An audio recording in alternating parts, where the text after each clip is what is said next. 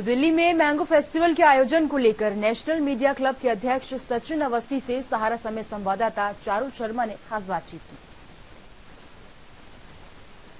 Mango festival के आयोजकों में से एक सचिन अवस्थी हमारे साथ मौजूद हैं। उनसे जानने की कोशिश करते हैं कि किस तरह उन्हें ये आइडिया आया, क्या मोटिव था मैंगो फेस्टिवल के आयोजन के पीछे।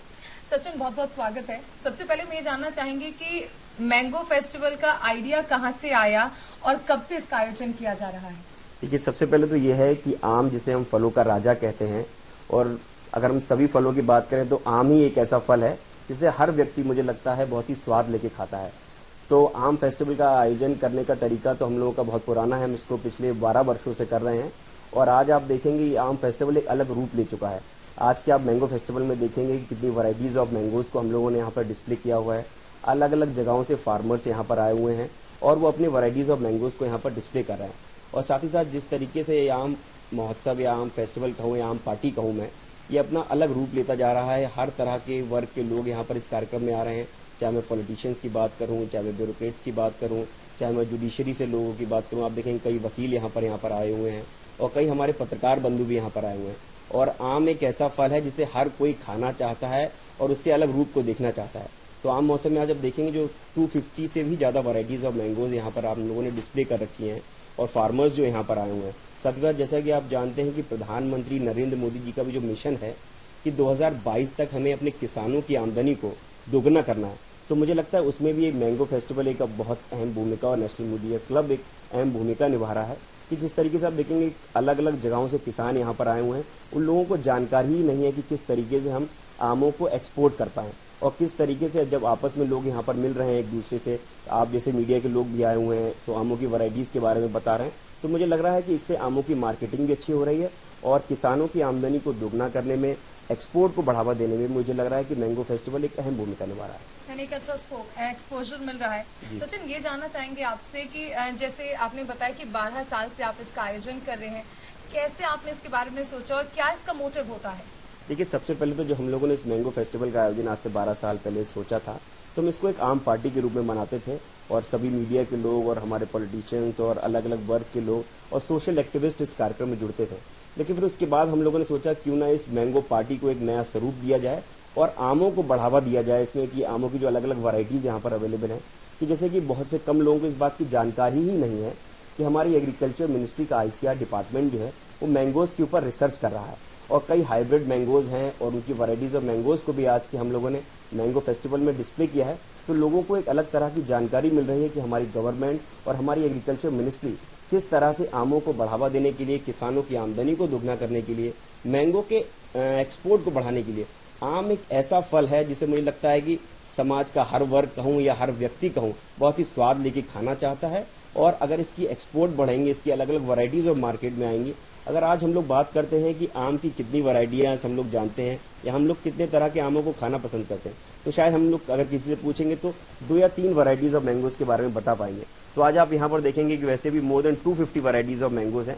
तो लोगों को बड़ा अच्छा लग रहा है ये देख के और उनको ये जानकर बहुत अच्छा लग रहा है कि इतनी वैरायटीज़ ऑफ मैंगोज़ हमारे देश में अवेलेबल हैं और स्टेट के अलग अलग जगहों से लोग यहाँ पर आए हुए हैं। जो किसान आए हुए हैं उनको भी यहाँ पर आके बहुत अच्छा लगता है कि हमारे एग्रीकल्चर मिनिस्ट्री भी आमों को बढ़ावा देने के लिए, उनके एक्सपोर्ट को बढ़ाने के लिए इतना प्रयास कर रही है, हमारी गवर्नमेंट इतना प्रयास कर रही है, माननीय नरेंद्र मोदी जी इतना प्रयास कर रहे हैं। तो उनका भी लोगों का, मिनिस्ट्री के लोगों का, पॉलिटिशियंस का और आप लोगों का उन किसानों के साथ संवाद बनता है और उन किसानों को जानकारी होती है कि किस तरीके से हम आमों की आमदनी, मतलब उसके उत्पाद को और बढ़ा सकते हैं और कैसे उसको और ज़्यादा हम एक्सपोर्ट लेके उससे आमदनी अर्न कर सकते हैं।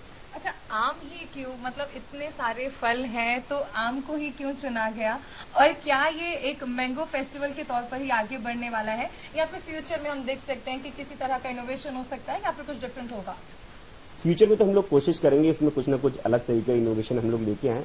लेकिन आम इसलिए कि अगर हम फलों की बात करते हैं किसी में, तो मुझे लगता है आम फलों का राजा माना जाता है। तो राजा का अगर हम लोग एक्सपोजर करें तो मुझे लगता है कि बाकी के फलों का ऑलरेडी और ज़्यादा एक्सपोर्ट बढ़ेगा। आम एक ऐसा फल है जो मुझे लगता है कि अगर मैं किसी व्यक्ति से पूछता हूँ कि आप कौन सा फल खाना पसंद करते हैं या कौन सा फ्रूट आपको सबसे ज़्यादा अच्छा लगता है, तो मुझे लगता है कि आम को शायद ही कोई व्यक्ति होगा जो डिनाई कर पाएगा। ये जानना चाहेंगे आपसे कि इतना अच्छा रिस्पांस मिला है, हम देखते हैं इतने सारे मिनिस्टर्स आए हैं और सबसे अच्छी चीज फारूक अब्दुल्ला, जिन्होंने खुद जिक्र किया कि मैं पहली बार आया हूँ, मुझे आकर बहुत अच्छा लगा। इतने सारे मिनिस्टर्स, एमपीज, एमएलए सब लोग यहाँ पर आते हैं, कैसा फील होता है? नहीं, बहुत अच्छा लगता है और साथ ही साथ हमें लगता है कि जो हम लोगों ने प्रयास किया था कि एक मैंगो पार्टी को चेंज करते एक मैंगो एग्जीबिशन में, और किसानों की हम लोग आमदनी की हमेशा उस पर बात करते हैं, उनके एक्सपोजर की बात करते हैं, आमों को एक्सपोर्ट कराने की बात करते हैं। तो मुझे लगता है अगर इतने मिनिस्टर्स आते हैं तो वो भी जब अपने मिनिस्ट्री में जाते हैं, जब उनकी कभी भी कोई बात आती है तो वो हमेशा अपनी मिनिस्ट्री में जरूर इस बात की चर्चा करते होंगे कि किसानों की आमदनी को दोगुना करने में और मोदी जी के मिशन को साकार करने में मैंगोज के एक्सपोर्ट को बढ़ाया जा सकेगा। और आने वाले समय में मुझे लगता है कि बहुत कारगर साबित होगा मैंगो फेस्टिवल इस चीज को लेकर। अच्छा, ये जानना चाहेंगे, जिस तरह आपने जिक्र किया कि 250 से ज्यादा वैरायटी है, कैसे कलेक्ट करते हैं और 250 वैरायटीज को कलेक्ट करके एक प्लेटफॉर्म पर लाना, एक छत के नीचे लाकर रखना, is it a tough job? या इट्स ऑब्वियसली टफ जॉब, पर जो किसान होते हैं मुझे लगता है उनका भी हमें अच्छा सपोर्ट मिलता है। हम लोग काफी उनको मोटिवेट करते हैं। आप देखेंगे यहाँ पर बिहार से लोग आए हुए हैं, झारखंड से लोग आए हुए हैं, कर्नाटका से भी इवन जो यहाँ पर मैंगो आया हुआ जो बहुत ही चर्चा में रहा है। और साथ ही साथ आप देखेंगे, मुझे ये जानकर बड़ा अच्छा लगा, जो लोग यहाँ पर आए हुए हैं, जो हमारे प्रधानमंत्री मोदी जी की जो पॉपुलैरिटी अगर हम बात करते हैं तो देखते हैं मार्केट में कि मोदी कैप्स अवेलेबल हैं, मोदी टी शर्ट्स अवेलेबल हैं।